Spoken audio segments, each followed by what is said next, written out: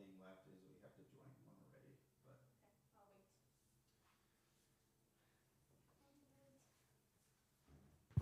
the other thing I want to check too.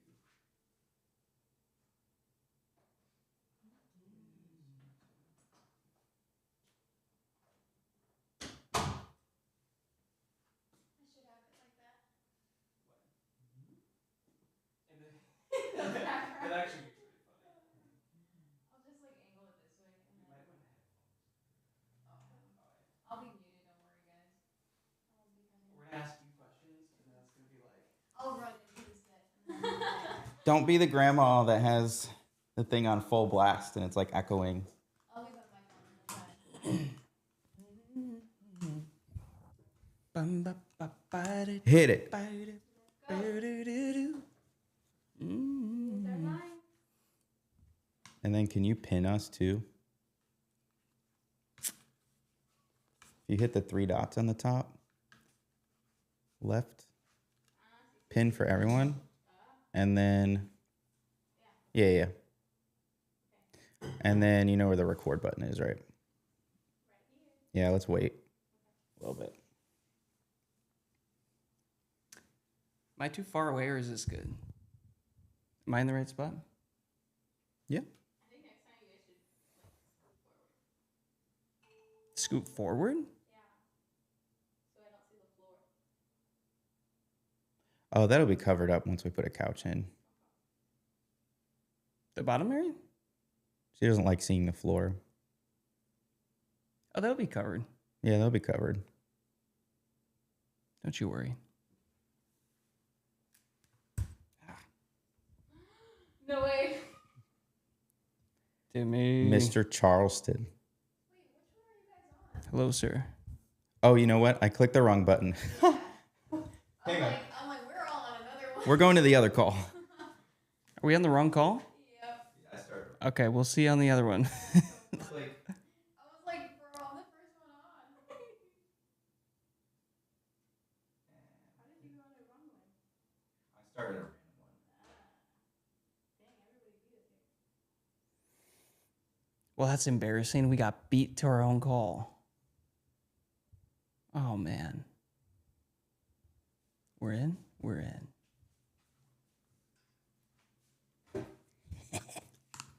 Oh, yeah. And then can you pin us? Por favor. We're in. There it is. How's it going, everybody? Did somebody already drop a comment? What are people saying? Yeah, pull up the comment section. Oh, Oh, it's just Diana. Diane. Okay. Hey, Garrett. Mr. Klein. Welcome, sir. How's it going? Yeah. I can hear you. Oh, you haven't seen this yet?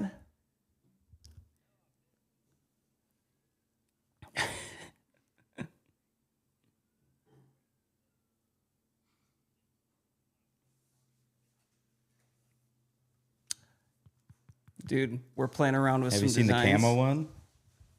We got a full camo one. Diana, throw me the camo. Oh, yeah. We got him here. Throw the thing. She's just gonna smack the camera, and this whole thing's gonna crumble. Okay. Gio, get that other camera angle. Got that one right there. Got this one. Joey, you're blocking my angle. And then you get, yeah, there you go. There it is.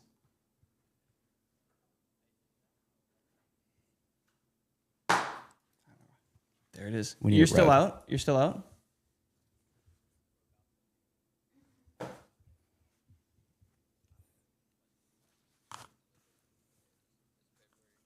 It's a Tuesday.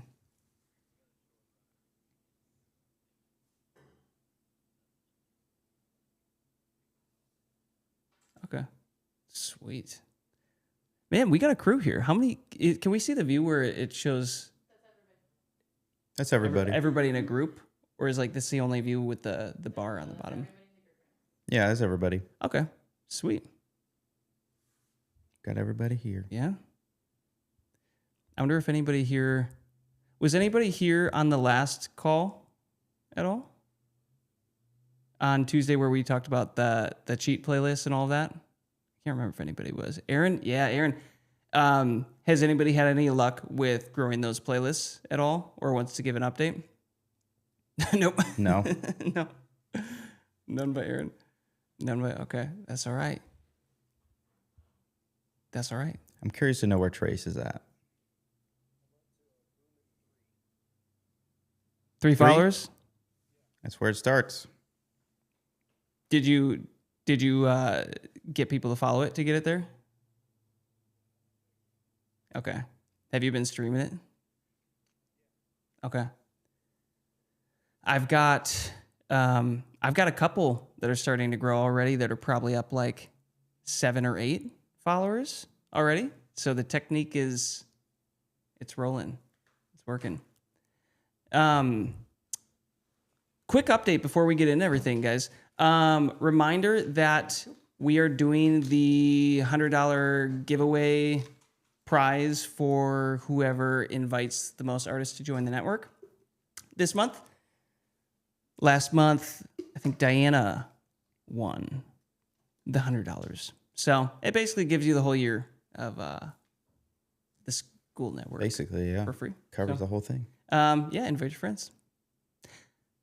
That being said, guys, let's get into it. This one is really just kind of open to discussion, open to chats. If any of you have any thoughts on what you're working through, we'll get into it. Feel free to just interject if you want. What do you guys got?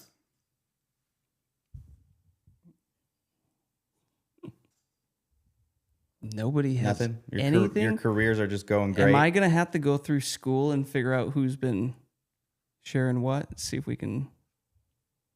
Nobody has any problems to solve. Everything's great. Perfect.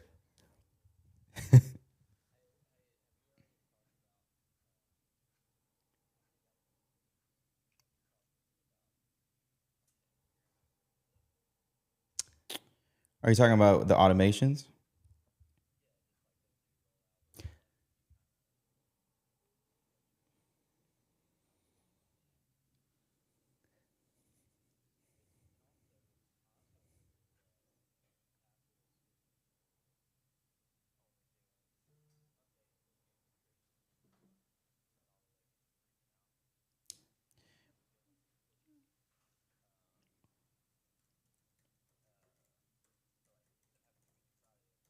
Mm-hmm.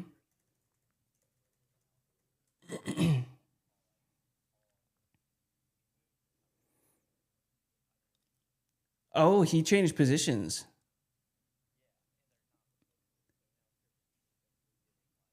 Interesting. Back seat.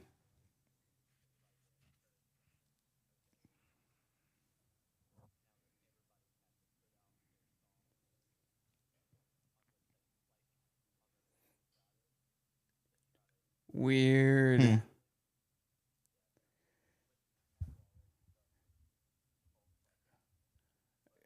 I hadn't heard anything about that, dude, but that's interesting. Do you know what they moved Steve to? Country. You think they shifted him to country? I was just thinking, Nice. what's the adjacent genre?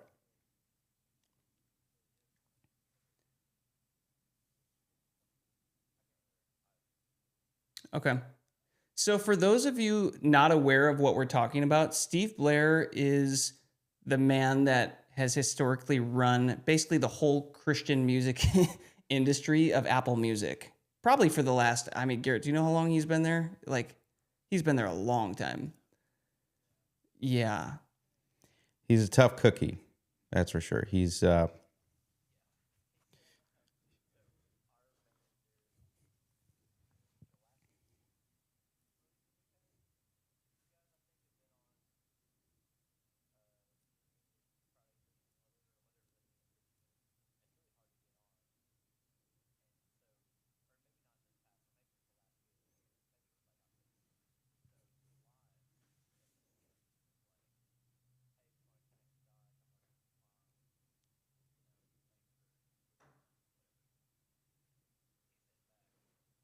That's all you get. Yeah. Yep. Yep. Yep.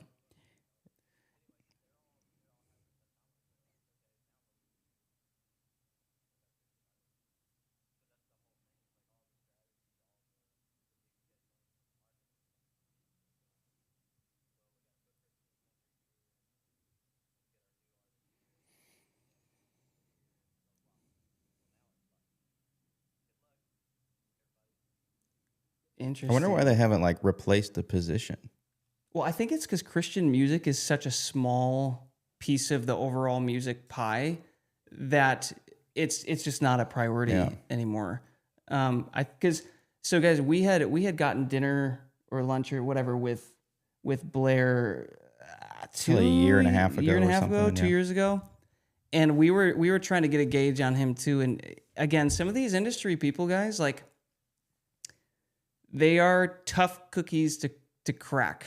When, Think about you have all of the labels basically bowing to them because he's the guy that gets your music added on all of the Apple Music Christian related editorials. Like he's the guy. yeah. So you have all of the labels trying to get his attention. So if he pays attention to you as an indie artist, you've achieved something for sure. Who's got the background going? is that you, Garrett? Can you mute for me? Thanks. Yeah. So all that being said, guys, the music landscape is constantly changing. It's like the only thing that never changes is everything is always changing. So this doesn't surprise me that something like this is happening. What effect does it have on indie artists like us? Probably less of an impact than these labels that are freaking out with their larger artists. So I don't know. Keep us up to date with a community post if you hear anything more about that. But that's the first time that came across my radar. And we could talk about some of the pointers that he gave us of like how to get Apple Music's attention On that- originally. on that They're still going to meeting, pick or in that music meeting? even if it's less frequent. He basically Apple Music. Yeah, We're we're talking Apple Music. So what does Apple Music and Steve Blair care about?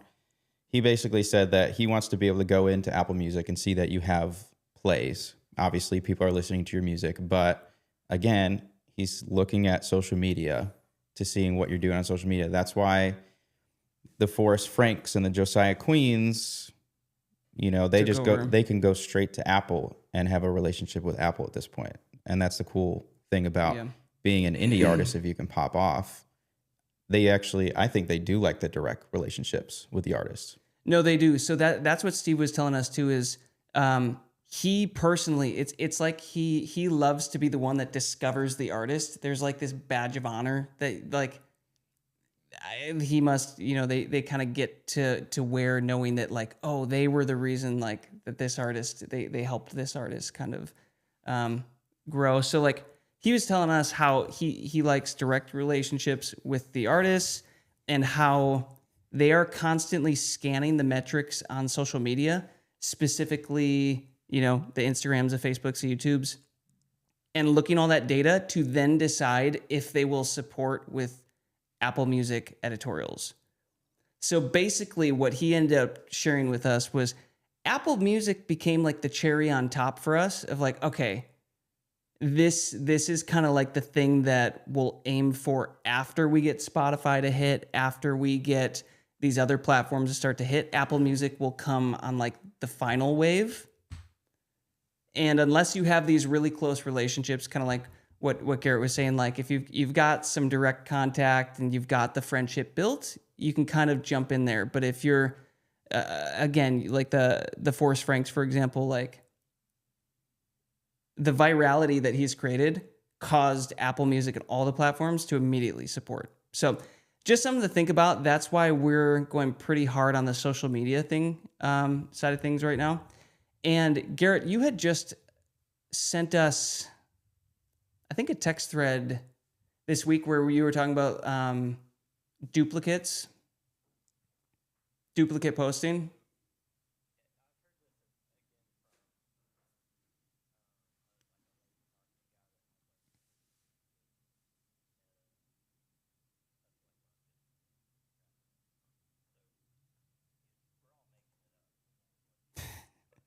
true.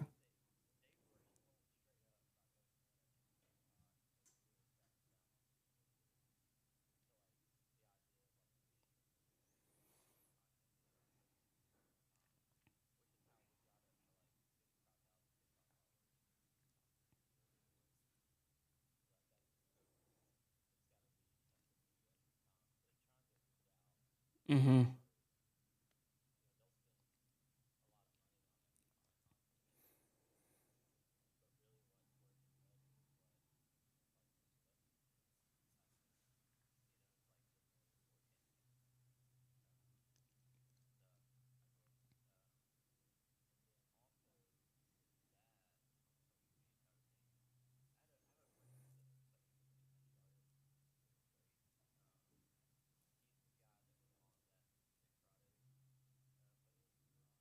Oh, cool. Same Friday.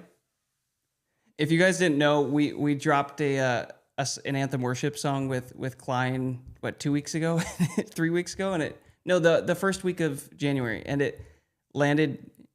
Yeah, and it landed New Music Friday secular, like the one with 4.5 million followers. Is pretty funny. We're like, why are we the only Christian artist on here? It's kind of, yeah.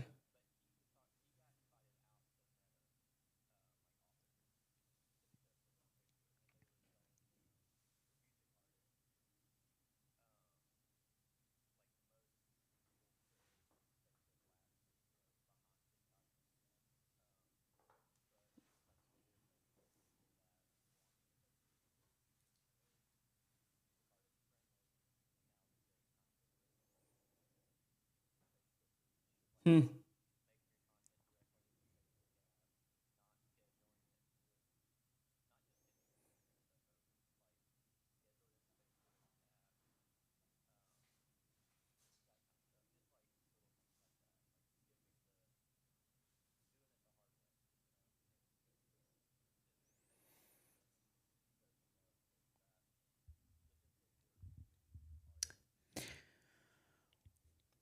Yeah. Well, I do know we have somebody in this call that is crushing on Facebook right now. And I don't know how busy she is or if she's just listening right now, but she is killing it. When I look back at Eleni, I don't know where you started with Facebook followers, but I don't think you were anywhere near the amount of Facebook followers that you're at right now. Like you were at 900 like how long ago? Yeah. What are you at right now? Yeah. Yeah. And yeah.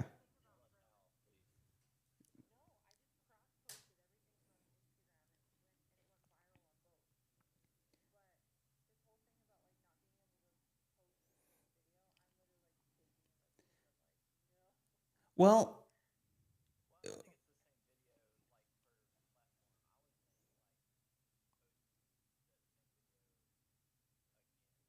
like the exact same post.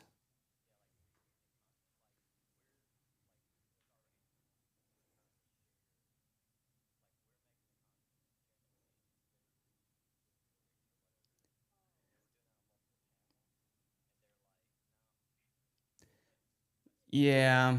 Yeah. Because what we've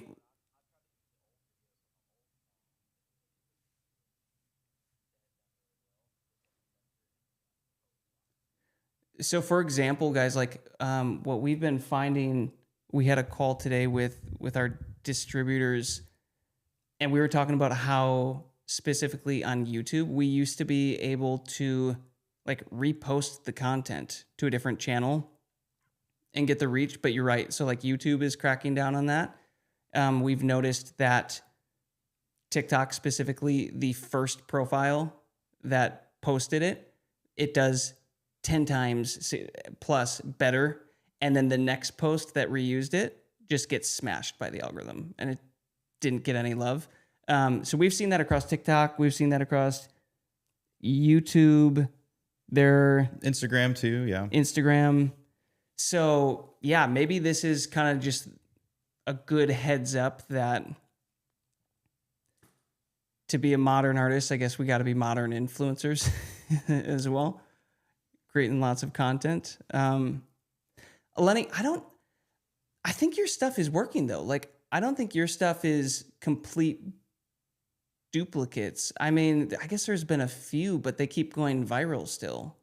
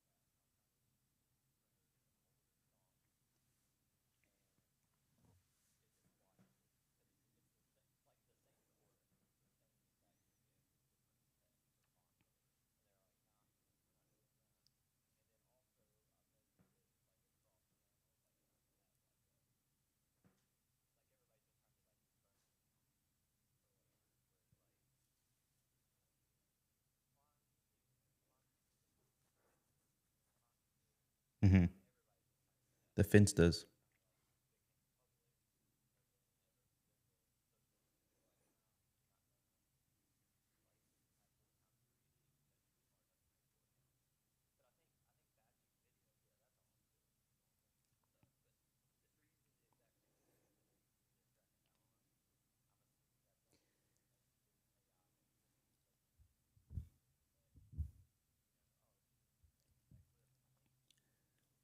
Yeah.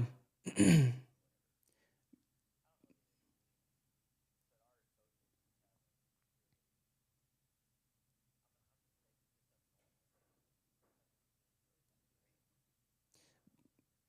know, back in the day with Mass Anthem, we would release on Facebook. Like Facebook was the thing we focused on, and we'd post daily, and that thing was taking off.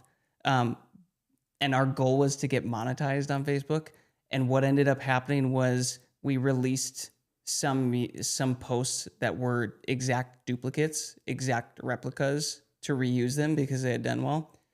And Facebook immediately flagged it and like destroyed all potential of monetization from that channel. So I think it's probably just a safe bet going forward to maybe just not reuse exact duplicate content and repost duplicates. Yeah, and you have to kind of play devil's advocate. You're like, okay, what's the worst of the worst that's happening on TikTok? I bet you people are just taking other people's content, reposting it, blowing up the channels, and then selling it. Like that happens like all the time. So I wonder if that's kind of the main thing. I think their solution, like for example, YouTube and Instagram, I think their solution to that, if you're going to collaborate with somebody, you tag them as a collaborator now on YouTube, especially for like the long form stuff. And so that's kind of our biggest issue because whenever we do collaborations, it's 3 different brands, but usually we have a Mass Anthem brand and an Anthem Worship, which means 2 different YouTube channels, plus the 3rd artist that we're working with. And so that's kind of our main workaround is what do we do? Maybe we do different angles, post different angles to different channels, try to use the collaboration feature. Like these are just things that we're actively testing. Yeah. The other thing too that our distributor said to us was there's another form of content monetization collection that we can submit the actual video through our distributor. And so they can flag it and they can work some things on the back end too, as far as YouTube goes. Yeah. Yeah, that's new. Garrett, do you know if that artist, that country artist that you're talking about, is monetized on Facebook? He is monetized? Because that's a whole nother world if you can pull that off. Yeah. Garrett, I don't know if you've looked back at the other videos about Eleni kind of going over what she's working on. And I know it's contributing to her Facebook. Like she's actually making sales on her albums and stuff through Facebook. And it's because she has this automation system set up. I know we have several calls like where we've recorded kind of walkthroughs about that. we're going to do like an official one. Yeah, like just a way more concise version that we're going to throw in the roadmap once we kind of figure it out and lock it down. But yeah, it's wild. We wanted, yeah, because you guys, once this album is released, it's like you're going to be in a perfect spot to just unload content for the project. And that's kind of the whole strategy, is like, in a nutshell, is instead of making these pieces of content and always saying like, hey, everybody go to the link in the bio, or like making some other description for the post, you're basically saying, hey, comment this word and I'll send you the link. So now all the people have to do is go to the comment section of the post, comment the word, and then there's a software that's linked to your profile that automatically DMs them the link and increases the traffic to the song, while also making the song go viral. And it works for stories too, Instagram stories. I noticed that, I don't know if you guys have seen, where you don't get a lot of views on certain stories that you post, but if people like comment and like heart the story, like you'll get 10 times the reach. A lot of that you can do that and use these automations to get people to comment, send your song, but it also gets 10 times the reach or whatever on your Instagram stories. So there's one that we're playing around with right now. It's called Reply Rush. Eleni, we were actually just having a chat about this today, weren't we? Because we learned something new kind of the hard way. It's too soon. I know. I know. We realized Eleni had it set up probably the most complicated, like hardest way possible. And Joey recently discovered there's an easier way to do it. Explain it in like a nutshell. Just so basically you can create the keywords. You create a keyword, they're like buzzwords. So when somebody comments a specific word, it'll trigger an automation. But with Reply Rush, you have to manually tag every single video and link it up on the back end. So every time you post, you have to go back in there. But there are some automations that you can do just that for your whole account, so you don't have to keep going back and doing that. And so you really just have to set it up once. It's called a global trigger or something like that. And so what we're doing, and we're going to try to work on, is doing a keyword for every single song of the album. And then as they release, hopefully you don't have to go back in there and keep like tagging and messing around with that. You can just focus on the content. So like theoretically what that means is, so for Lenny's situation, like let's say this album has 18 songs. If we go into Reply Rush, and this is what we're working on right now, is setting it up so that there's 18 keywords, phrases, automations. One for each song. Yep. One for every song. Now we don't have to constantly go back in there. It's like whenever she releases a piece of content for one song, she says, comment this word that is relevant to that song. That word triggers the automation that sends the link for that song. So then it's just a matter of having a spreadsheet of like, okay, this word equals this song. So now I can say comment this, and it just makes it easier. And what we're kind of realizing too is, Eleni, we think that these things are also getting a boost in virality because of all the comments. Because of the engagement, yeah. They engage because you're telling them to engage, and then you engage with them by default because of the automation, and it just seems to spin these things out of control. And what I could show you too is,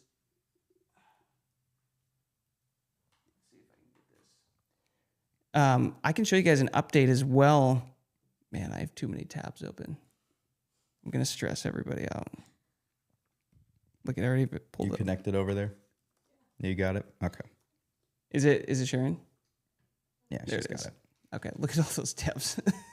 It's been a long day, guys. I'm catching up on a lot. What's cool, though, is, so check this out with Draw Me Close is a great example. This is one that's probably been performing the best so far with these tests. And, it's still doing really, really well. But we're looking at is like the user playlist. This is crazy. Like, this is significant. 3,700 user playlists already in the first month. Like, this is giving all the signs that this is going to be a monster song. And the other thing too is I don't know if we've talked about this, but guys, so like when you're in your Spotify for artists, when you're looking at this data, here is. You should zoom into that sucker.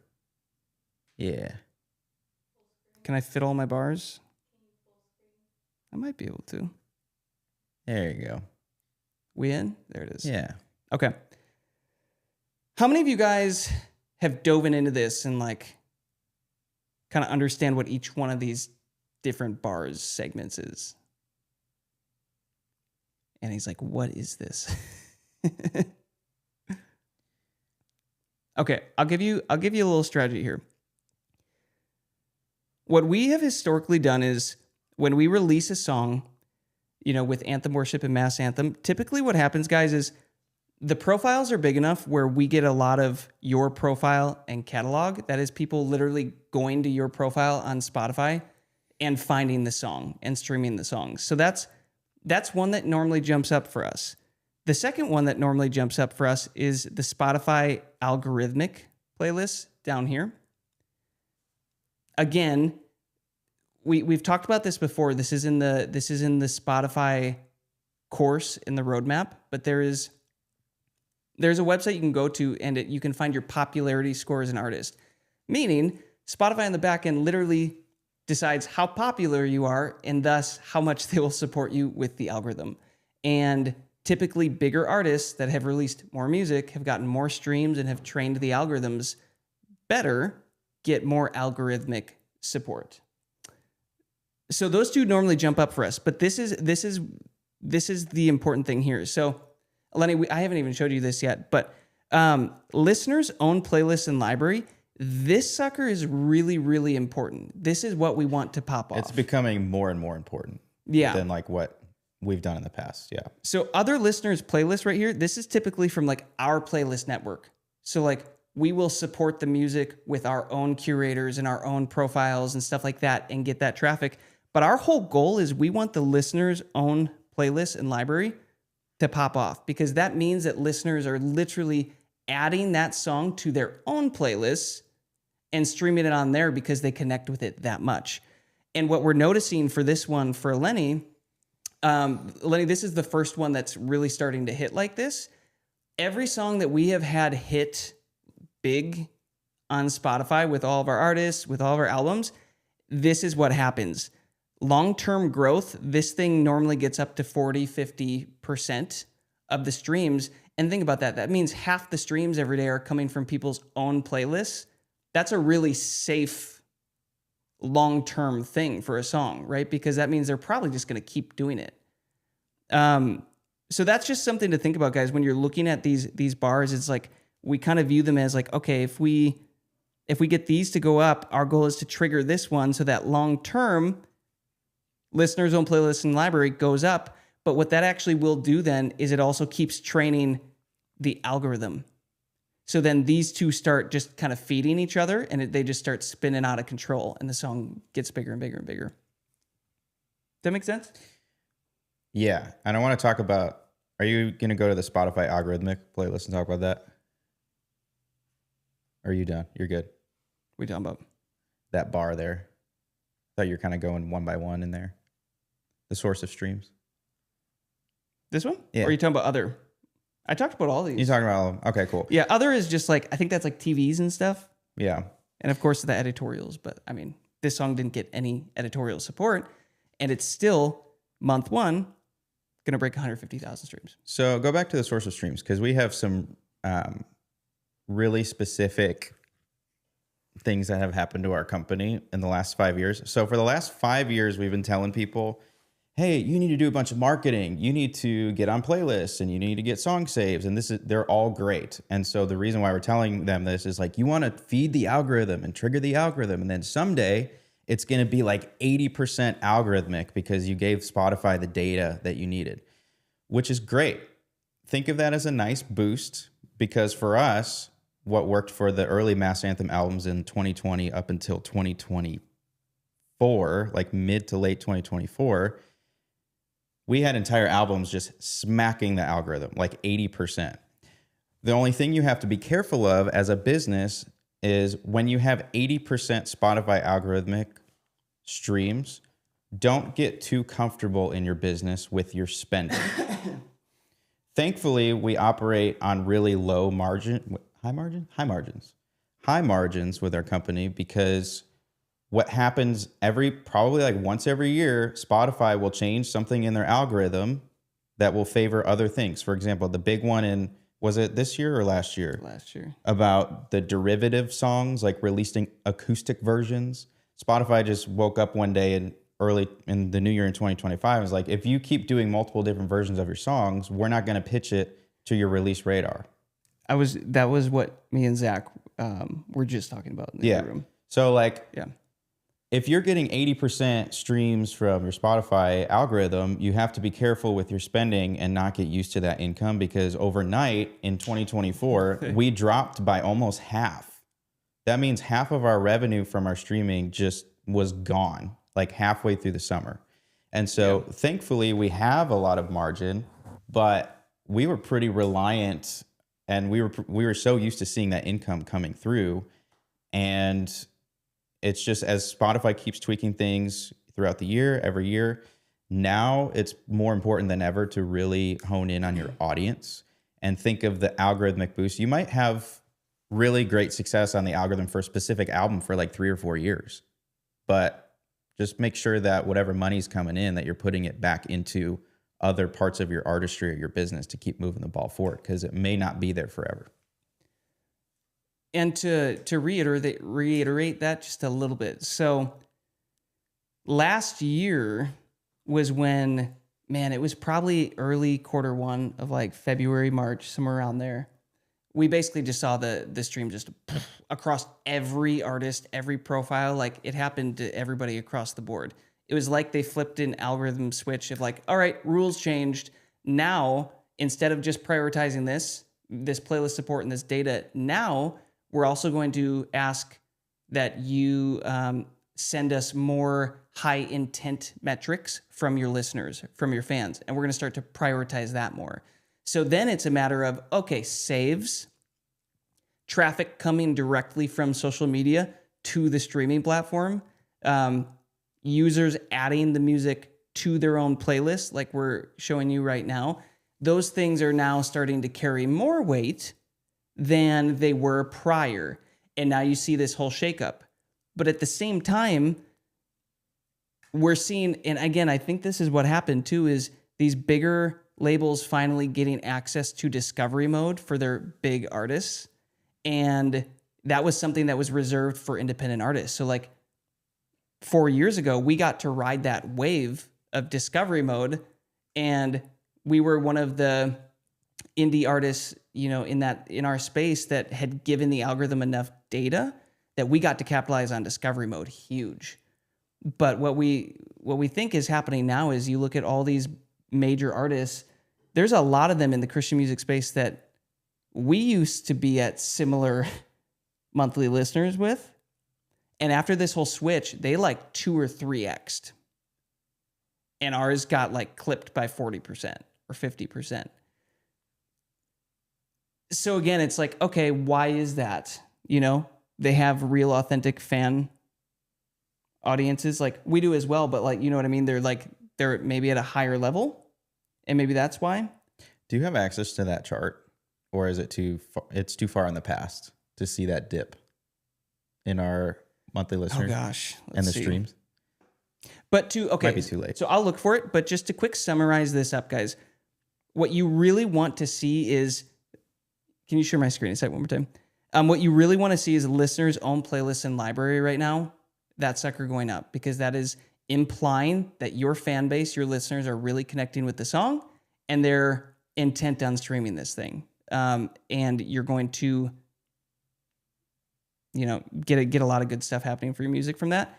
And this ties back to the whole strategy that we've been doing with Eleni of like, okay, if we use Feature FM to set up these, you know, these links that we can capture all of this data really well, especially like future saves and all this stuff. And if we do that with automations and we can get stuff to go viral, then it sort of starts to turn on this machine.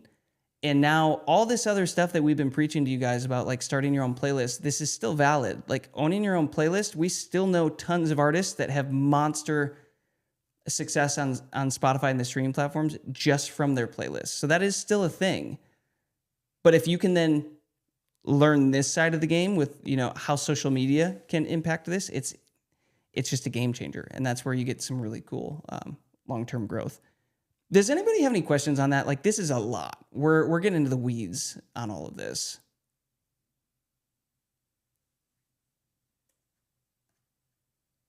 I'm gonna see if I can find it.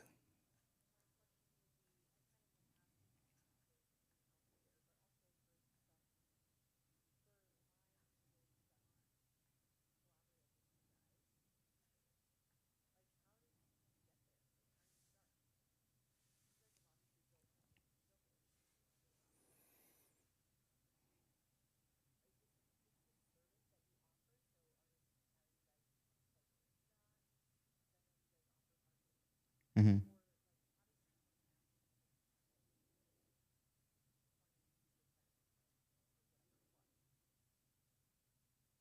22% plus of what? 22%. Can you share my screen again?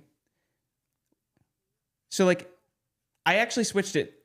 So I wanted to show you this, by the way. So this is a great example. So if I go to Anthem Worship's top songs right now, Holy Forever is our top song right now. And what I want to show you about this is exactly what we were talking about. The highest bar right now for this song is listeners' own playlists and library. So if we go here, it's on 33,000 playlists. It didn't just start like that. So what happened is we released the music, you know, and at this time we were playing with the old algorithm as well. The song did really well out of the gate. I actually think this one also landed in editorial back when the covers were getting more editorial support. But this thing got so much data, and then Genevieve just happened to start making content around this album, and it just started to pop off and go viral. And that combination of everything caused a lot of people to start saving this. So again, this bar right here, this other listeners playlist, this used to be higher because it was a larger chunk early on of the streaming data. Same with the algorithm, same with the profile. But then as everything started to go viral, people started to go find the song, this data machine started to just feed itself. Listeners' own playlist and library, that sucker started to go up. And again, it's like when that starts to go up, it kind of starts to train the algorithm, and these two just feed themselves. I would say that's probably the healthiest scenario right there. Long term, Because as soon as people put you on their personal playlists and they keep coming back to it and keep shuffling it, then they don't even have to go to your page anymore and find your music. So here's another good one. Goodness of God, source of streams. Oh, look at that. Exact same situation again, right? This thing is on 27,000. Same exact situation again. If we go to gratitude, see, similar thing again. So like these songs that really start to go to the top will do that. However, it's like, let's use a song that we just dropped last week as an example. You're going to see, so like with Diana's song that just dropped, it's still it's still early on, right? So this is what we typically see. The algorithm is the highest and our profile traffic is the highest. And we're trying to build up the listener's own playlists. So like every song kind of starts from there. It's just a matter of how quickly can you get that? Yeah, and those Genevieve songs are almost 2 years old. That album is almost 2 years old. So it takes time. But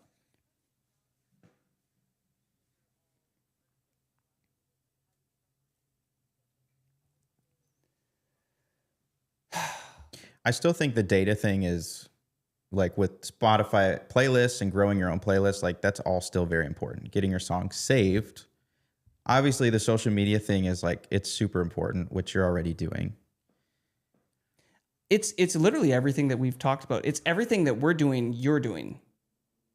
It's literally just taking our model and doing it yourself, which is what we're teaching. Like last week when we were teaching about, hey guys, here's how you make playlists for free, right? Cheap playlists, like how we've kind of been coaching you, Lenny, on like that worship for anxiety playlist that you're working on.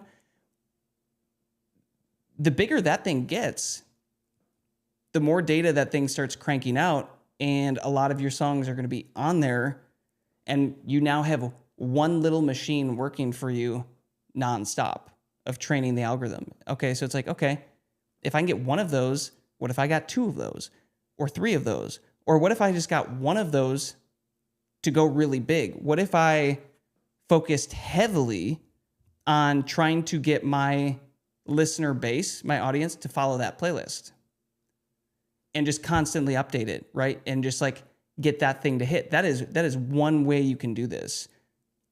The other way is, okay, learning the social media strategies that we're building that social media course around, and we're like testing all this stuff and working through Reply Rush. It's like, this is all the stuff. It's really those two things.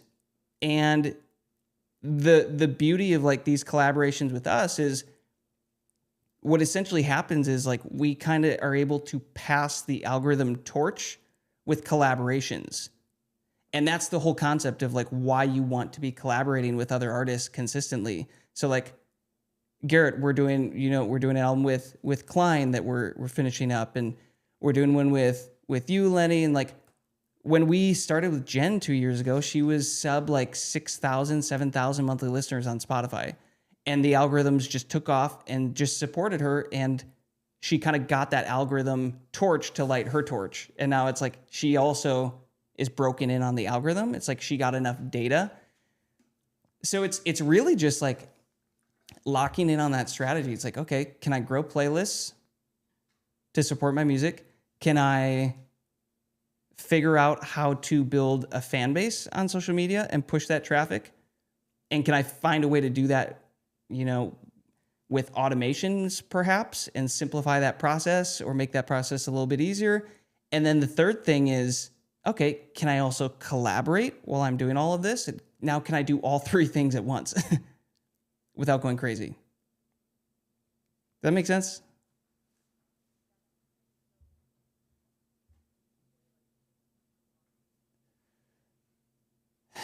Yeah.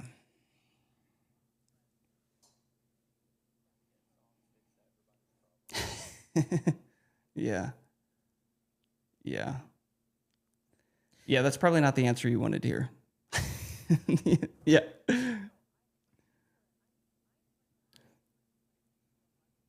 You've been here, you've been doing it.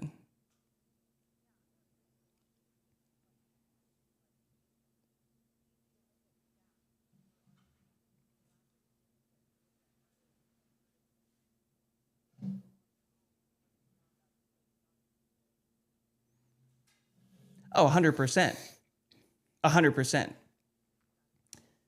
Because these artists that we're working with, guys, we're basically one-off label deals. Like you do get the value of a label stepping in with this data, this everything baked in. Like that's one of the big value points of why artists even like sign one-off projects or do collaboration or do any of this stuff, is because it is a shortcut. It quite literally is a shortcut. Like, you about to break 100,000 monthly listeners pretty soon is like, that's super cool. It's like, at the trajectory you were going with like the solo releases, do you think, like, how long would it have taken you to hit that, you think? You know what I mean? And even just like having these chats, like these calls of like, hey, here's how the strategy is good, but here's how it can be better. Like, let's tweak this. All the stuff that these conversations like we're having with social media, it's like, that's also another benefit, is like bouncing everything off of people who have, some history with that stuff that can help fine tune the stuff. You know what I mean? So it's like, there absolutely is an advantage to what we're doing with these other artists.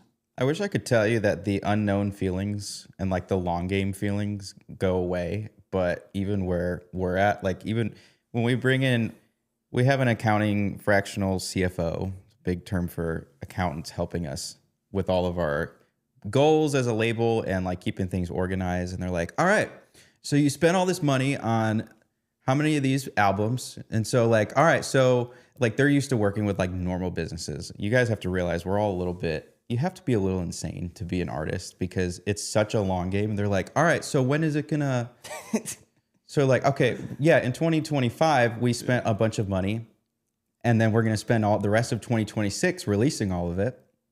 And then you delay the PROs another 6 months. Publishing is, delayed 6 months after release. If you get the wrong distributor, it And delays then- it 6 months. Yeah, if you get made the that wrong mistake. distributor, that's 6 months. They're like, really? The payouts are like 3 to 6 months out? I'm like, yep. So we're probably not going to see that first trickle of that albums in 2026 and probably until early 2027. Isn't that great? And they're like, because they've measured out like, okay, a year's time, like a normal business. Like you put money in a year's time, you'll start to see something. And I'm like, guys, you got to be operating on like a 5-year horizon. Like we might be making our money back in 3 to 5 years, hopefully. And they're operating like off a business model where it's like, oh, if I put $1 in, I get $2.50 out. So you guys spent $20,000, $30,000 on an album. So you guys should immediately make $60,000 back. It's like, no, that's not true because the algorithm's changed. so it's like the thing that was operating up here is now operating down here. And they were just kind of like losing their minds of like, how do you run a business off of this? It's like, yep, that's exactly where we're at, Yep. So yeah, I don't know how you get around that. Yeah.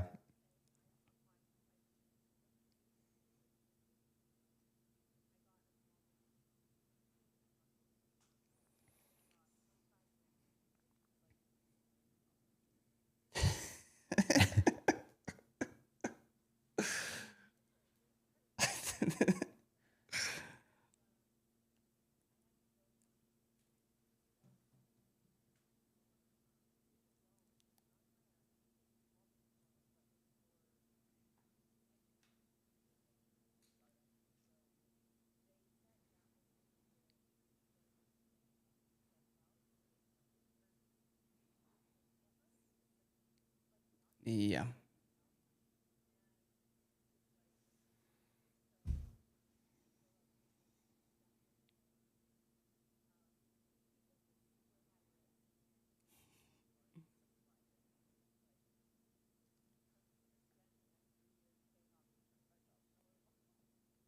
Yeah.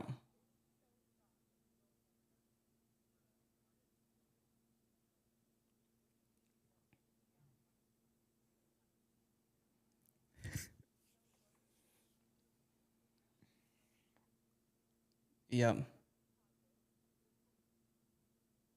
Yeah. Well, and so that's one other thing that we can talk about too is what are the shortcuts here, guys? Like that's kind of a big point of the network is we like to give away the game of like, okay, here's all the shortcuts that you could potentially use. One shortcut that Eleni just mentioned is, money. It's like, okay, this game of music, the producers cost money to make the album. It costs money to market the album. It costs, okay, how can I solve money? And that's actually a course I need to finish that one up because I've been working on that one for a little while. Aaron, I think I was talking with you about this a long time ago again about like this whole concept of, man, if you can solve the money, if you can solve the funding issue, well, that's a shortcut too, because now it's like you can dump that into ads and the right, like there's collaborations out there, guys, that you could write a check and and get a collaboration and shortcut all of your success.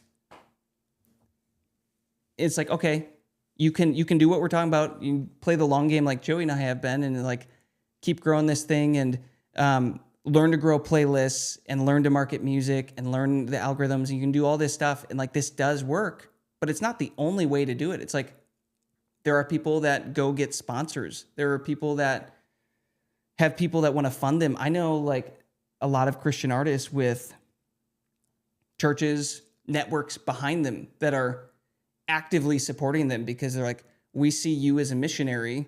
We aren't capable of doing what you're doing, so we'd rather like support you. You know what I mean? The getting the loan aspect is like, it is another way to do it. It's just you hold more of the risk if it doesn't work out. I don't know if that's resonating with any of you guys or if that's helpful at all, but like there are many ways to get here. It's just like you gotta just pick which one works for you the best. Mm-hmm.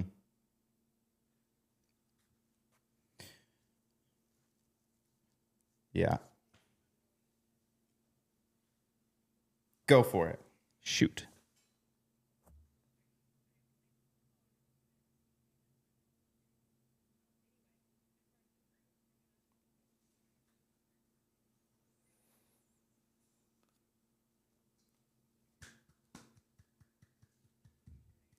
That's exciting. That's exciting. That's huge.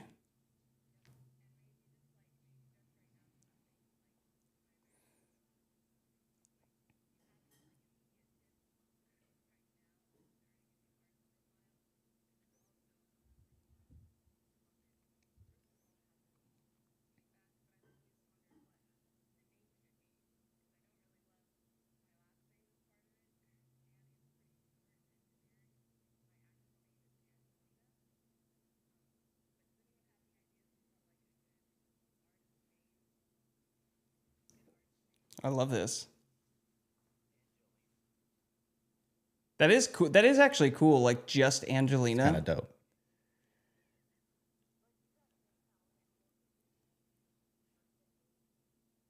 Yeah. And then everybody's gonna be like, "What's your name? How do you spell it? What's your name?" Yeah, it's like Jake, JVKE.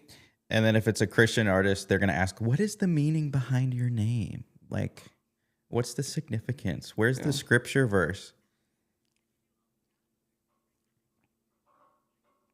That could be cool.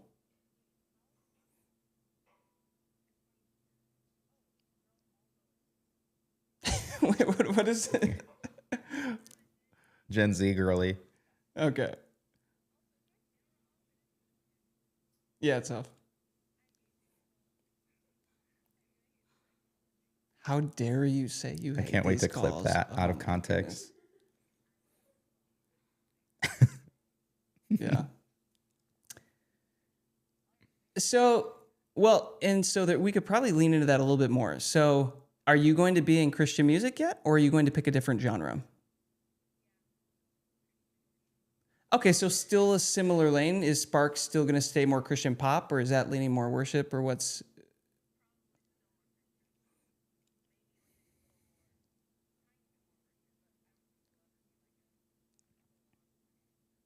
Okay.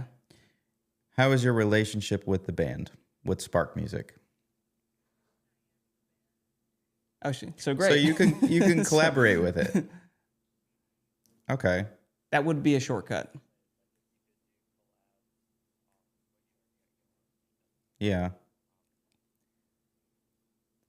So like this is why anytime we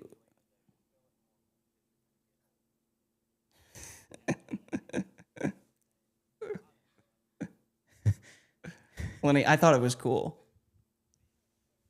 Okay, she was serious.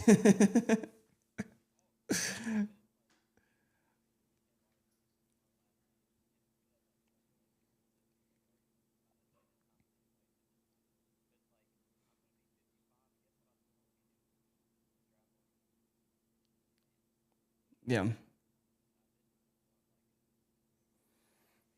Garrett's gang. Yeah.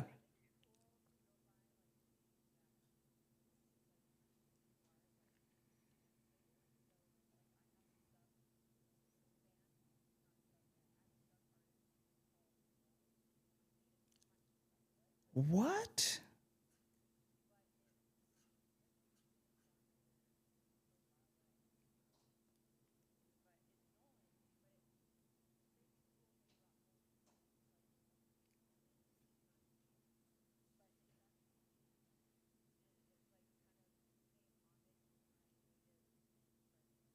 Oh, that's cool.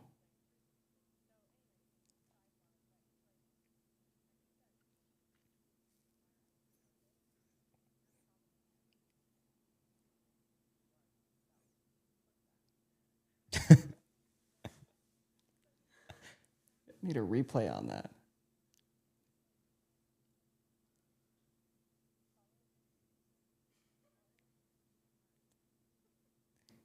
The advice to you for starting a new profile is follow your dreams and follow your heart. Hopefully that solves everything for you. No. But Our new saying should be, you should clip that. Anytime y'all have like a good good word, just be like, you guys can clip that.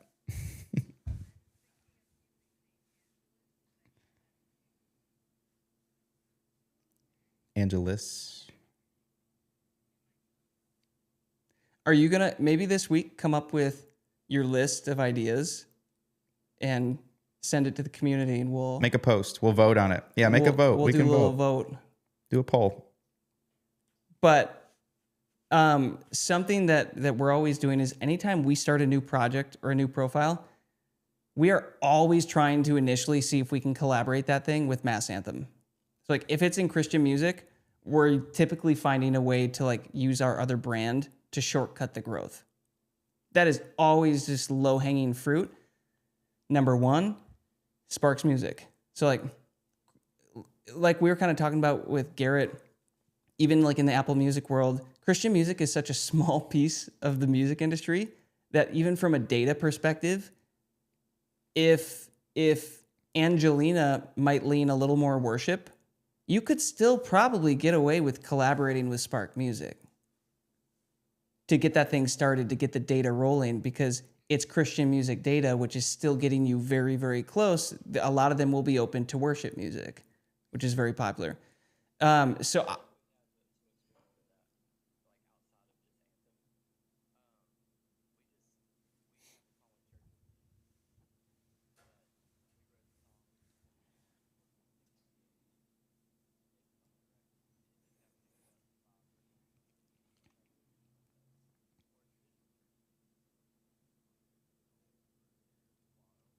Cool.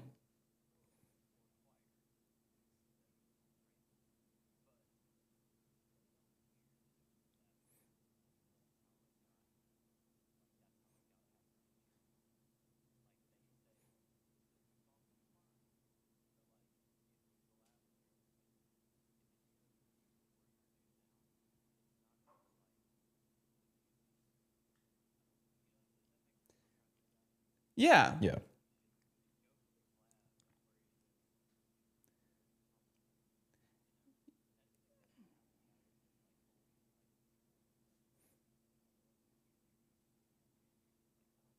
I don't think it will.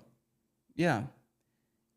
And we can tell you from our experience that it definitely works, because we've used Mass Anthem to launch worship groups, to launch our instrumental like piano or or like lo-fi, or our more Christian pop Anthem X stuff, or like Praise House, more like original singer-songwriter stuff. Like we've been using that to get all these things started, and it definitely does just speed up the process.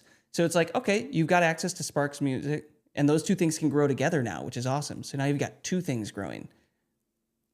But hey, if you network and make some friends in the space and like, you know, find a way to leverage things like we talked about, hey, you have access to all of that production equipment, right? That we kind of talked about on a call long ago. Is like, what would it look like for you to find a way to leverage that for bigger collaborations with bigger artists? And try to, again, it's like you're inheriting audiences. You're winning together. It's a shortcut. So to Lenny, to speak on what you were asking before, it's like, how do you independently do this? It's like you basically do everything that we're doing here. It's like we're creating the collaborations right now with Mass Anthem, Anthem Worship, Lenny, or Klein, like these situations. You just have to do what we're doing. Okay, how do I go get collaborations? What do other artists want who might be in a bigger position? You know, what can I offer? How can I serve my way to success in a way? Does that make sense? It's a great shortcut.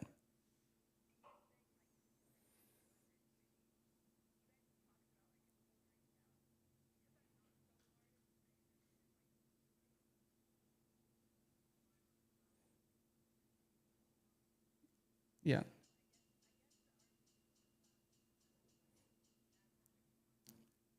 That's a big part of it. Yeah. Yeah. The only exception is we clearly just don't like Garrett or Lenny. So like, I don't know why we did those collaborations, but no, we love you guys. No, but for real guys, like just enjoying people is half the battle.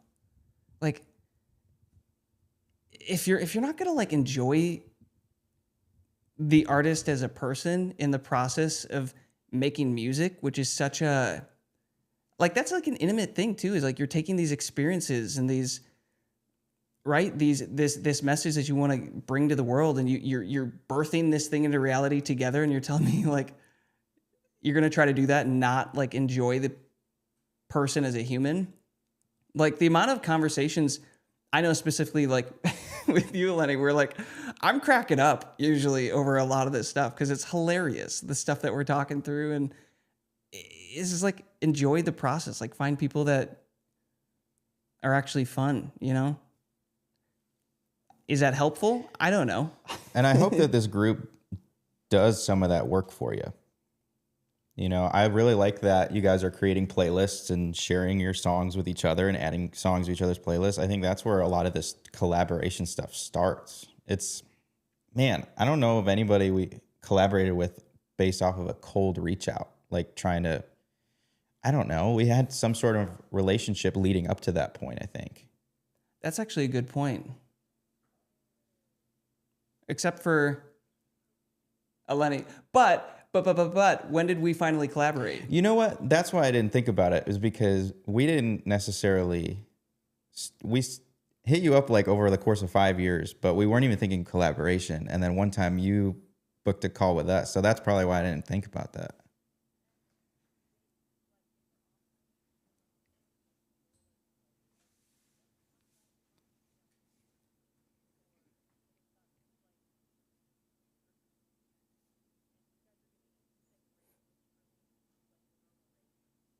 Do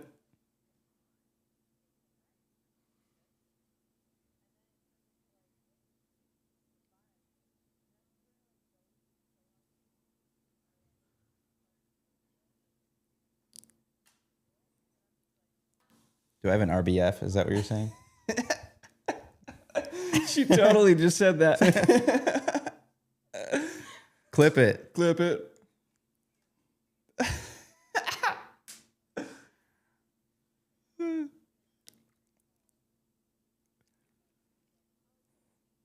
I was like the puppy dog. Yeah. Oh, no. But for real, because I remember hopping on that call and I was telling Joey, like, dude, she's awesome. I had so much fun.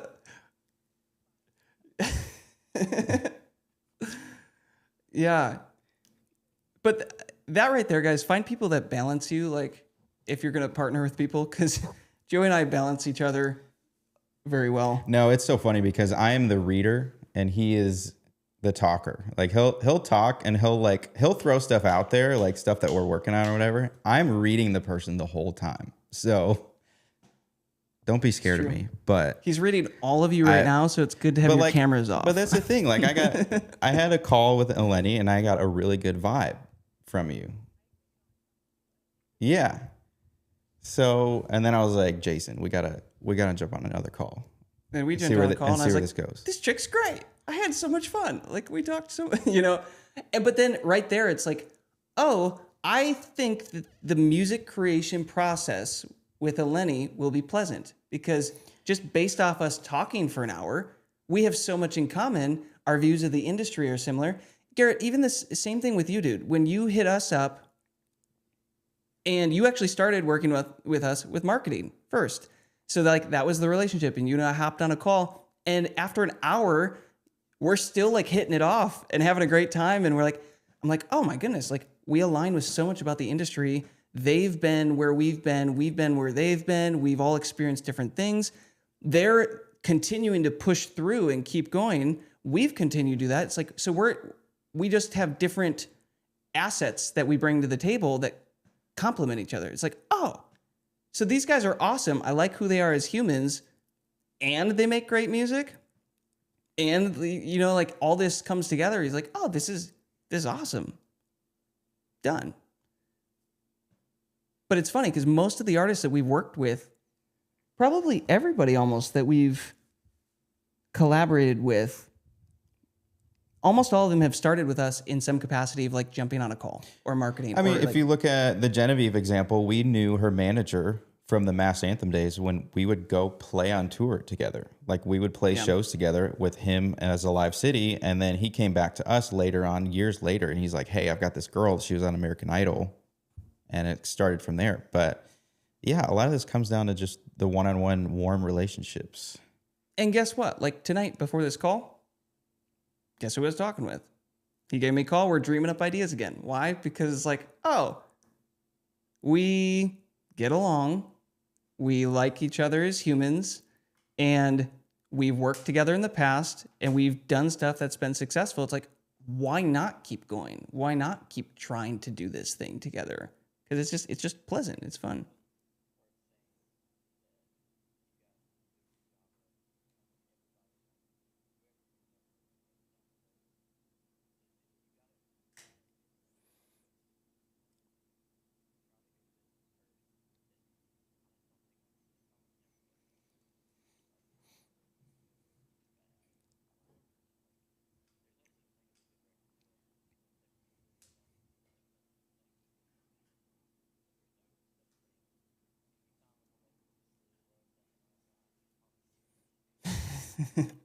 Or getting fired. Yeah. Yeah.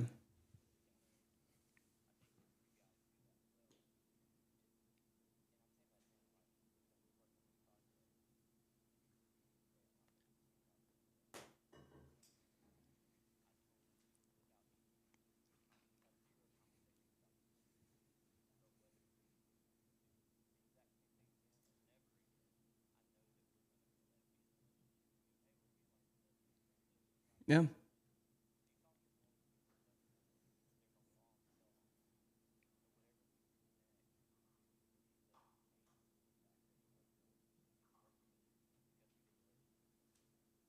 Yeah.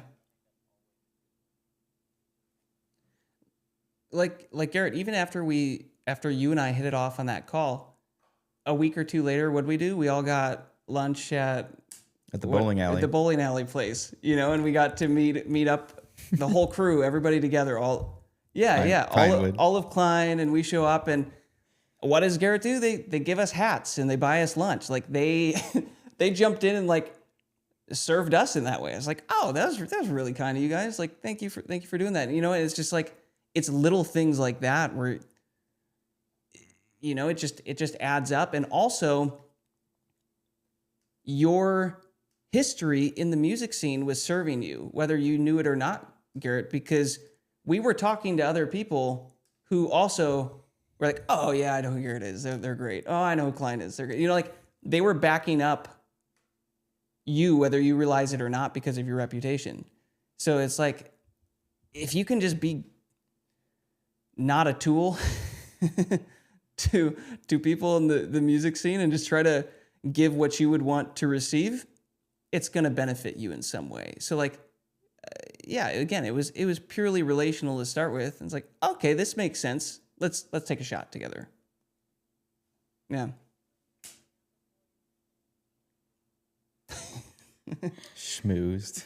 I haven't heard that in a long time. That's like a 70-year-old woman word, schmoozed. Schmooze. We literally went to the bowling alley. The pretzels were good. No, Pinewood is bougie. Yeah, it's Pinewood. Yeah. I downplayed it a lot. I downplayed it a lot. That's a high. I don't know. I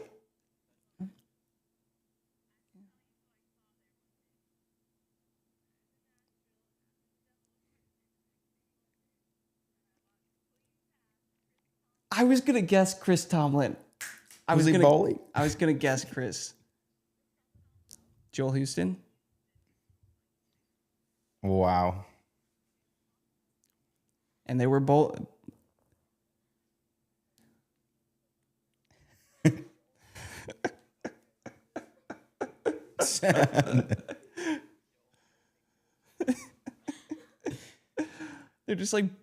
They're just like bowling their hearts out, their little hearts out. The most They're like cussing up a storm. They have bumpers up.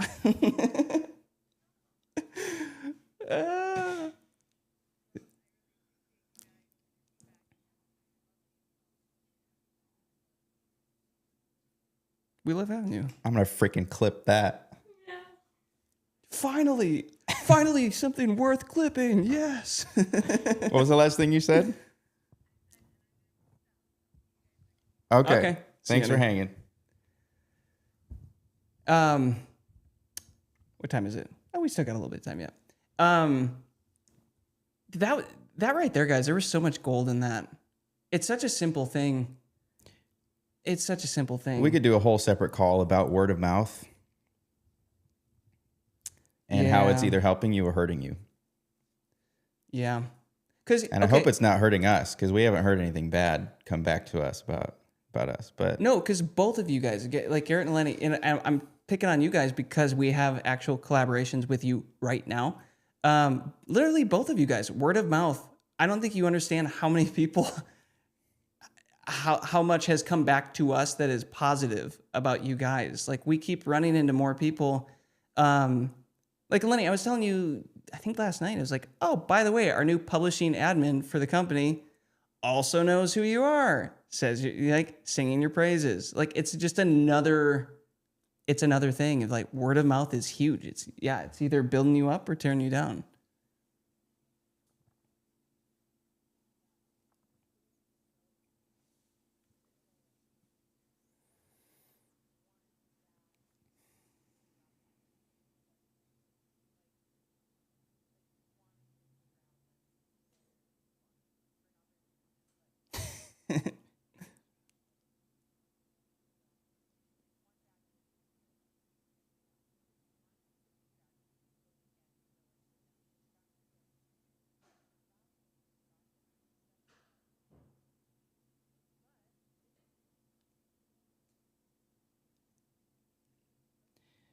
you also shouldn't give up who you are too within that. I remember we got lunch with him and he told us we didn't have a real business. Okay, I was like, are you kidding me? to cue you in on this, how this meal went. Again, I'm more of like the golden retriever in a lot of these meetings where like I walk away and like, oh, that was so much fun. Like Steve and I had so much, like we learned so much from him, and Joey was kind of like, he said we don't have real business, you know, and then like he was kind of picking up on. Again, Steve is very biased to Apple Music over Spotify. And we are coming to him we showing... came in too hot and talking about Spotify We're numbers. coming to He's him like, I don't freaking talking care, Spotify. And dude was just... We could have told him we had 10 million monthly listeners. He would not have cared. And yeah, that was... So... But... Don't lose who you are. Yeah, Joey wasn't losing who he was. He was... Yep. If he doesn't want to support our music, so be it. We'll find other ways. We'll get the next person. The next person will. Yeah. Yeah.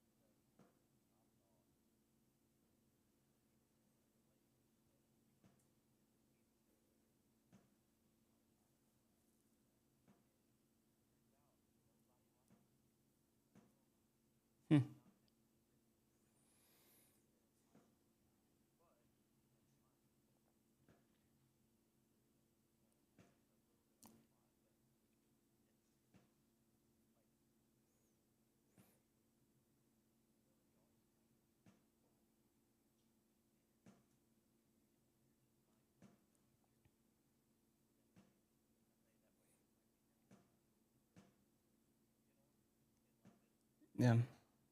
No, that's real. Mm-hmm.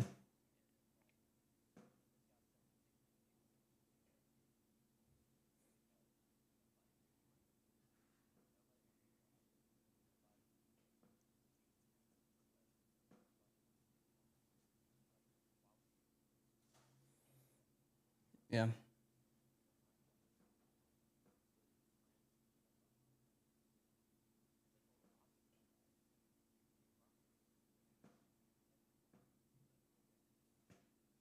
Hmm.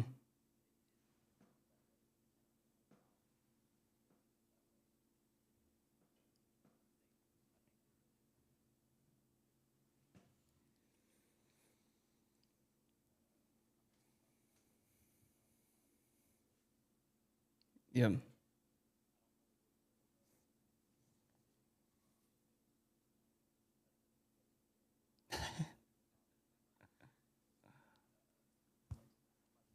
Thank you.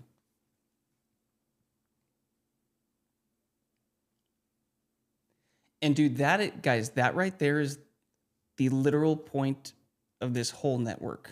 Like this right here is we're building a community of artists, of producers, of industry people. You don't know who somebody is going to turn into. You don't know who is going to take one of these ideas and just run with it and explode. And they might be a great friend through this network and give you an opportunity, or vice versa, right? Like, man, like this community, guys, it's still so early. We have 50 people in here so far. Picture this community with 500, independent artists that are all hopping on these calls, and we're just sharing information. We're sharing the game. It's like that call last week, even like about the cheat playlist. We've talked about it a little bit, but it's like some of those calls, they hurt a little bit because we're like, oh, that was a very significant key to the kingdom of like something that we figured out on our own through a lot of sweat and tears and just effort. And then we got a lot of breakthrough with it. It's like, okay, now we're going to give that information away and see what a network of artists can do with it. You never know what's going to happen. And we're just taking the approach of, as we all continue to give more, it's just going to benefit us all, like you're saying. It'll raise all the ships.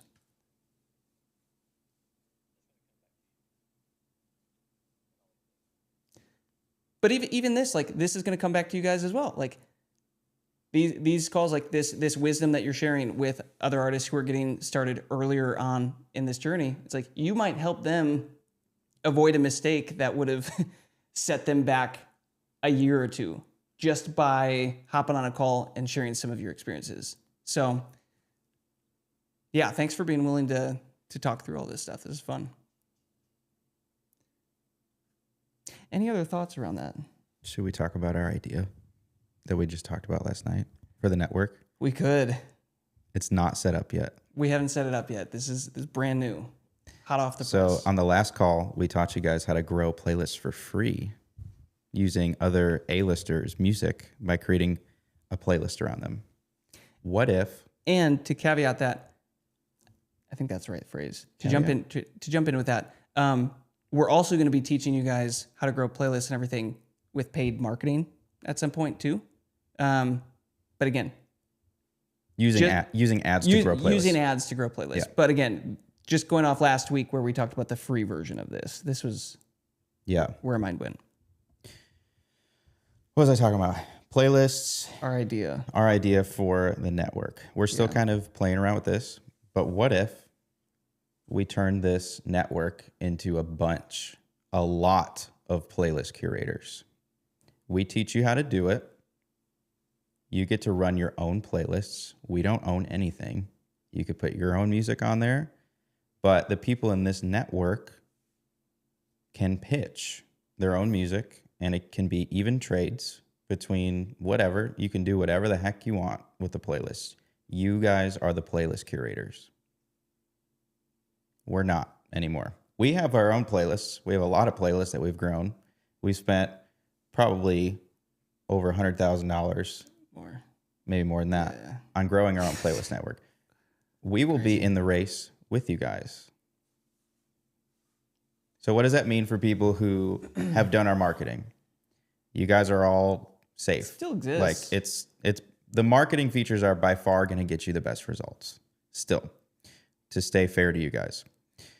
But part of this whole idea for this network is to, I don't know, really just shake up the industry a little bit and kind of mess around with. Just take a wrench and go to the music do industry we- machine and just jam it in there. How do we just like take a shovel to this whole thing and Yeah. just uncover some dirt? So what I'm saying is, what if we turn y'all into playlist curators? For those of you who want to grow your own playlists, that is an asset to you.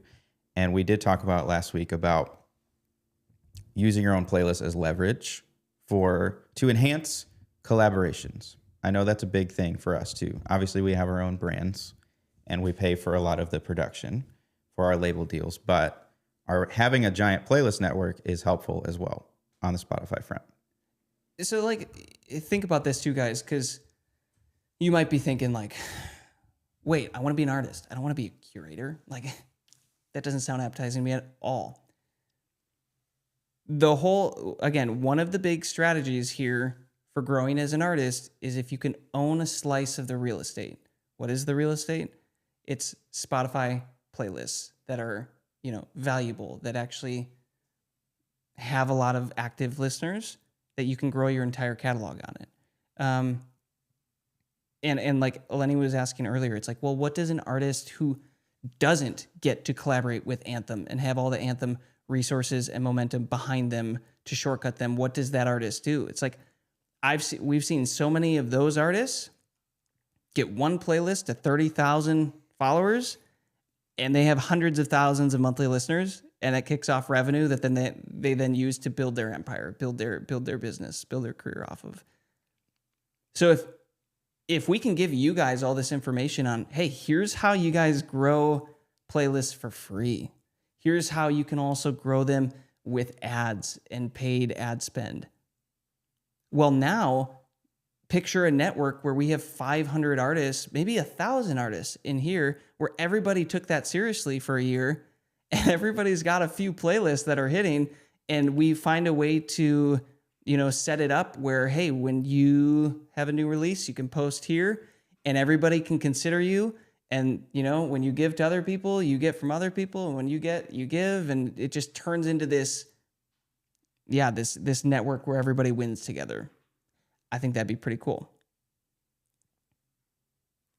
It's also going to be a lot of work to reset things up for that, get the system built for that. But we're working on it.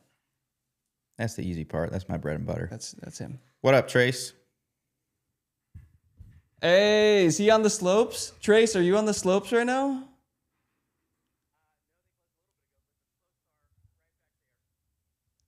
Hey, who are you?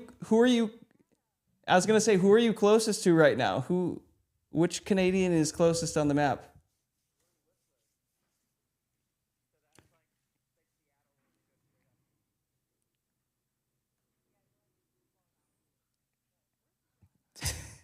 That's well. Trying to find the Canadians on the map.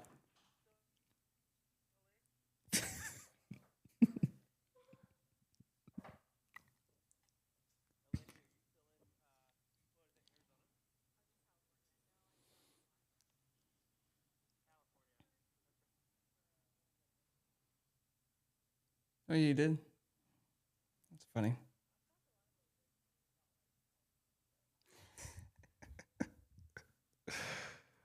Hey, Trace. I don't know if he's going to hear me. Trace, is your... No, Oh. He's gone. No, he's there. Trace, is your cheap playlist growing?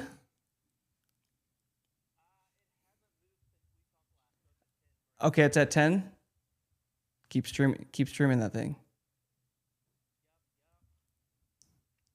It probably grew 2, right? Did it go up 2? Yeah. Okay. So there's... Okay. Heck yeah. Sweet. But that's...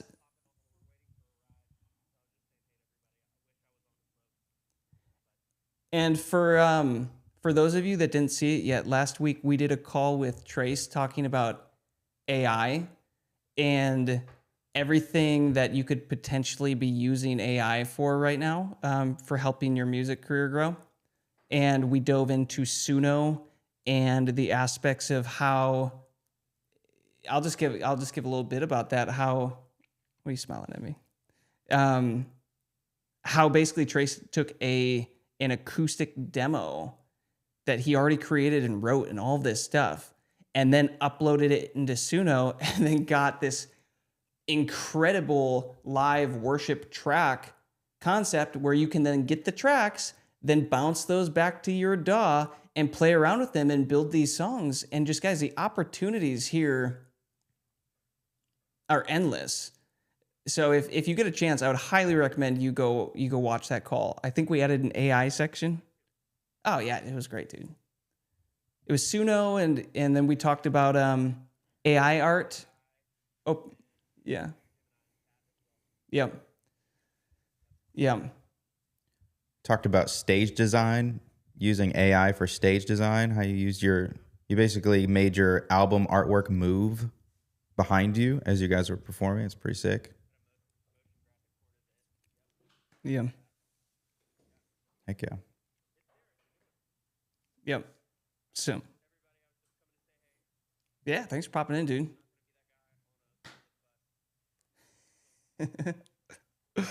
See you, dude. Go ski your little heart out. Yeah. See you, dude. Bye. I bet Trace is like a crazy good skier. He gives me looks that like vibe, it. like he'd be going off the big jumps. Yeah, he definitely can do tricks. I bet he can. We should have asked him on that. Guys, do you have any follow-up thoughts or questions on any of this? I know we've just been running on this, Lenny, Garrett, and ourselves. We've kind of been running with this topic, but it's been such a valuable topic. Hopefully you got something out of this. But does anybody have any other thoughts or questions or concerns? We're about halfway through the call. So we got a couple more hours. Halfway. Everybody just leaves immediately. Aaron's cool with it.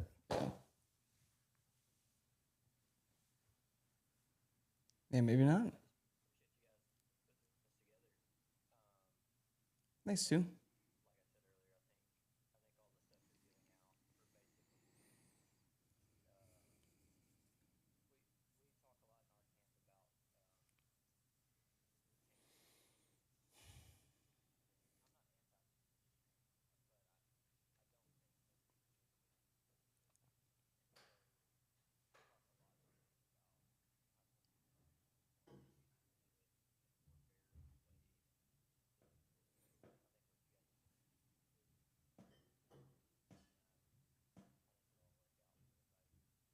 Thanks, Sue. Sweet. That's the idea.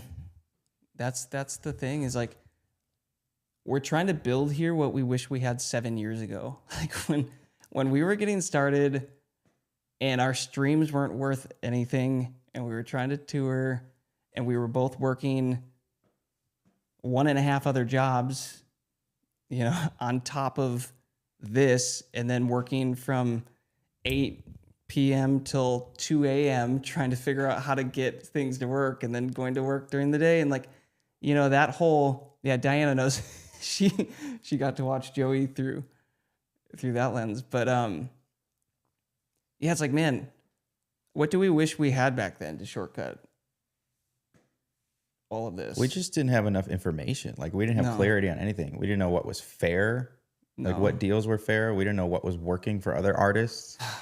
And I think just having some context is huge, because it's always changing.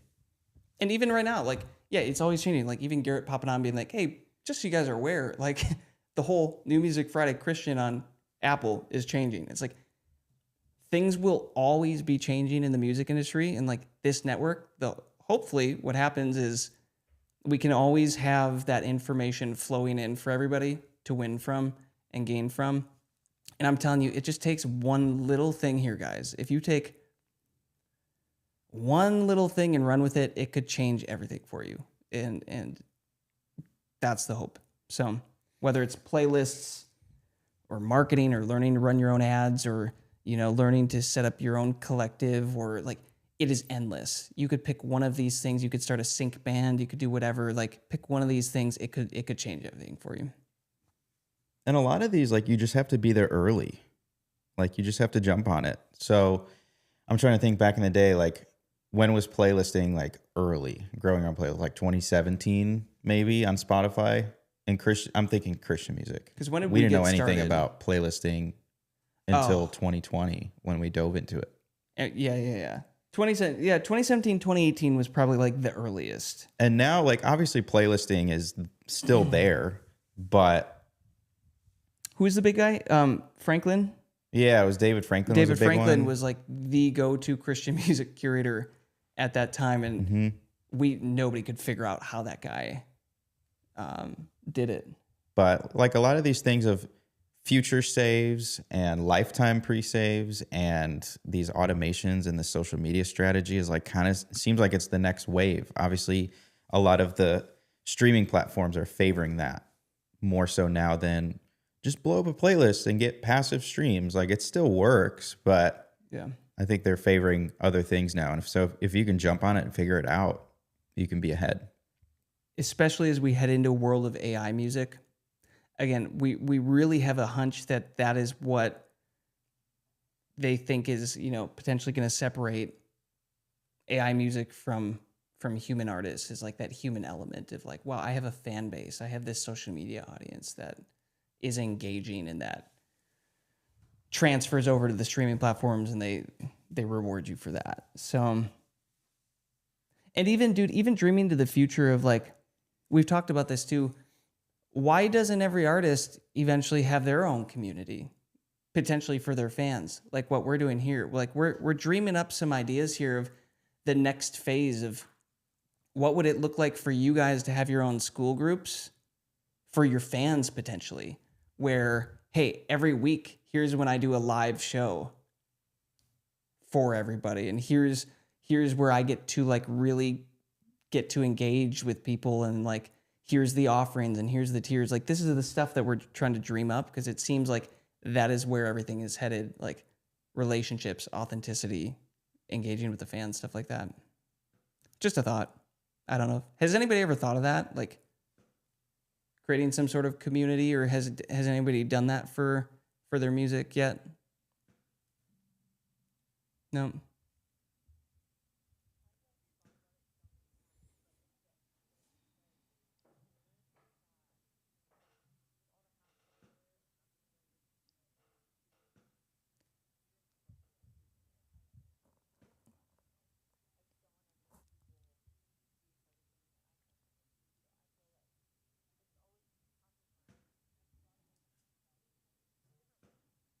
Yeah. What are you thinking? Eleni's like 10 feet tall With all their hats? with all the hats that she wears. You've got a lot of hats. But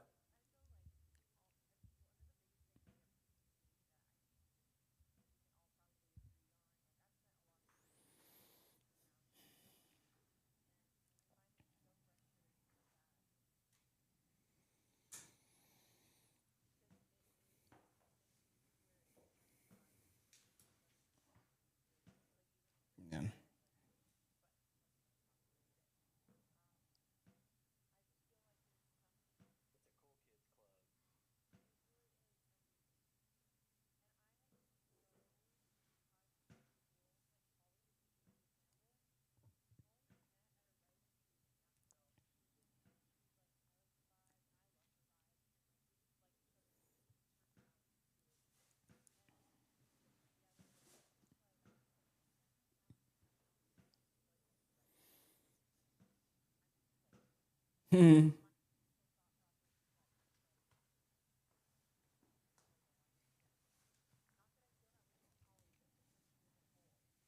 Yeah.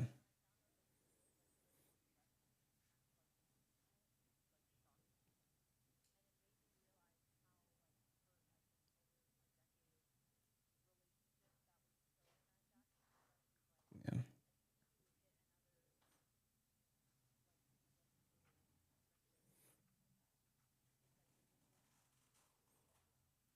Hmm.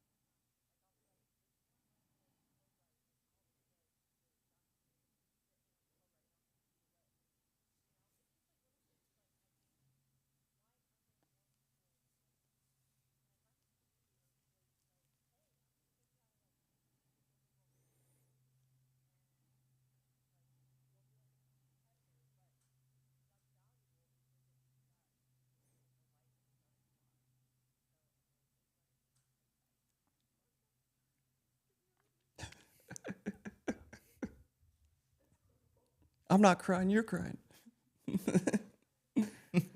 Everybody stop crying right now.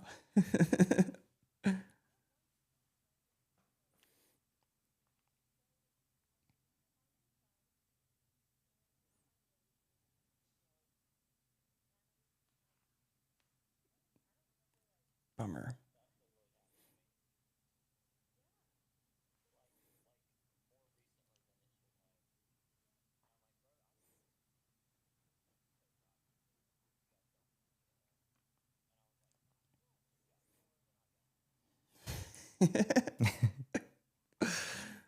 Yeah. Yeah.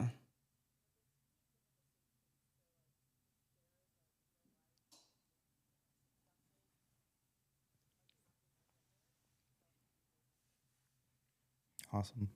We're glad you're here. Clip it. Clip it. I like that. That would be a good one to clip right there. Yeah.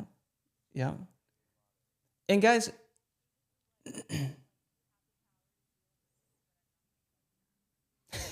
it's 150 an hour. you it's 10 loaves of bread to learn how to heal. All right, see you, dude. Cool. Thanks, Garrett. Thanks for being here. See ya.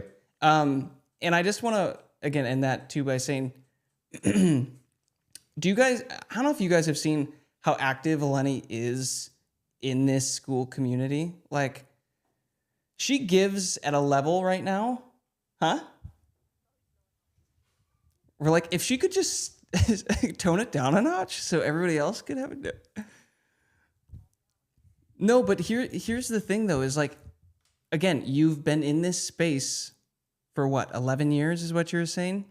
You have learned so many lessons. Aaron's bouncing. All right, see you, dude. And we'll wrap up in a sec. Did he say he was bouncing in the comments? That was Brantley. Oh, that was Brantley? Yeah. You can stay, Aaron. It's Jason's okay. about to kick Aaron out.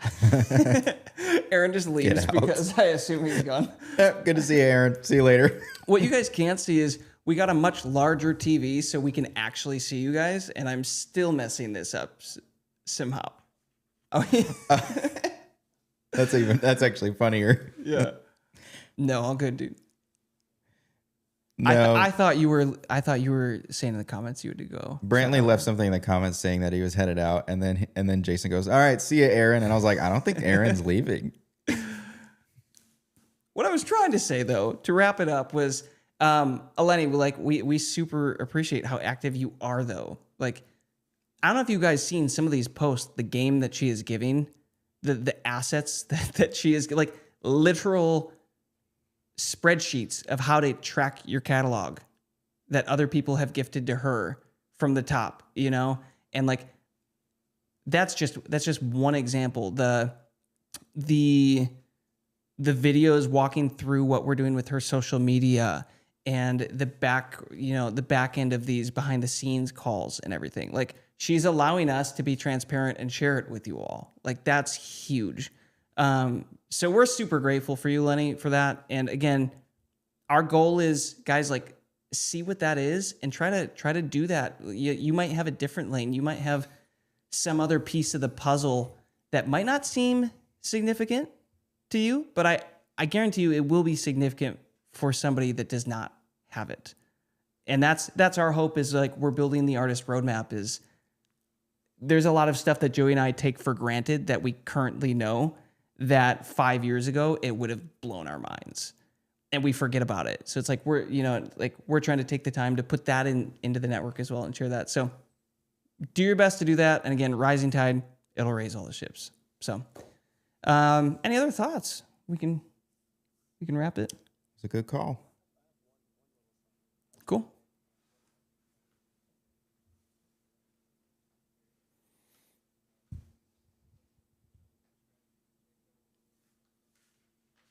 Cool.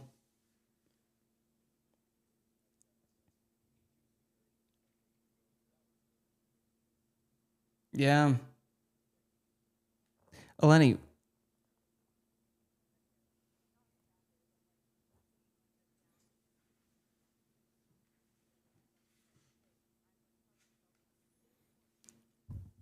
it's funny because like it's still technically doing well, but because a month ago what you experienced was a song like hitting really hard, and now everything in comparison to that is like, well, why isn't every other song hitting equally as hard as that one? Because I get that too when I'm looking at this stuff. I'm like, why is every song not a hit? Like popping off with this conversion? And you know, we'll end up doing another call and update with this whole process. But I just, you know, I think that's part of the journey. It's like this roller coaster. You have to ride the highs, you have to ride the lows without falling off the roller coaster. Yeah. Buckle up. Just average it out over time. And we do have an update coming, by the way, to the whole reply rush strategy that we have discovered tonight through a little bit of pain. So hopefully we're going to save you guys a little time and effort once we can figure out if it is correct or not.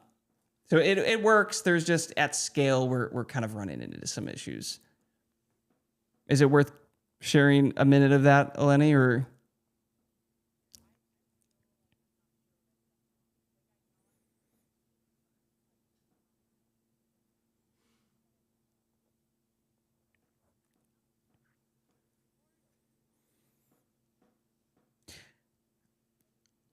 I have a theory of what the solution is, but I kind of want to test it first before I go tell you guys to do it, and then it's not the solution. That's fair. So, that's fair. yeah.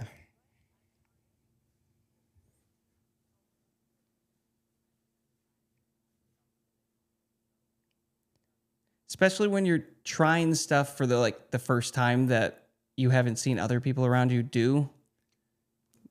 That's, yeah. You're like, oh, you're the guinea pig. Yeah. And keep in mind, this month, whoever invites the most people to join the Anthem Network gets a $100 bonus. Keep that in mind. We will choose the winner. Just kidding.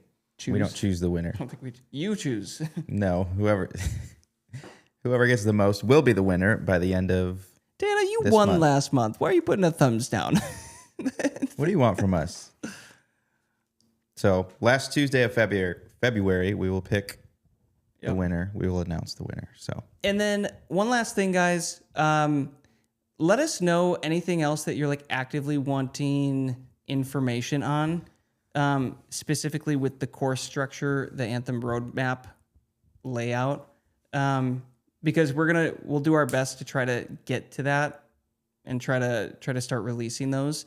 We're chipping away at things as we're doing a million other stuff. So if you have any specific things that you're like really struggling with or working on, drop it in the community section. And that usually helps us gauge what we need to be working on for that stuff. So there it is. I think that's all we got for you guys. Thanks for tuning in. thanks for hanging. We'll see you next week. See you later. We need an exit song. Do you think, dude? Yeah, bet- you could stop the recording. I bet Suno could make us an exit song. You think? Dude. Yeah, he's got the hooks, man. Yeah. He wrote the song about the dishes. Yeah. The dishes. Yeah, we're good. All All right.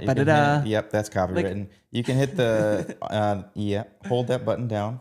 No, that one, the far one. Hold it down till it changes color. Good. And then the buttons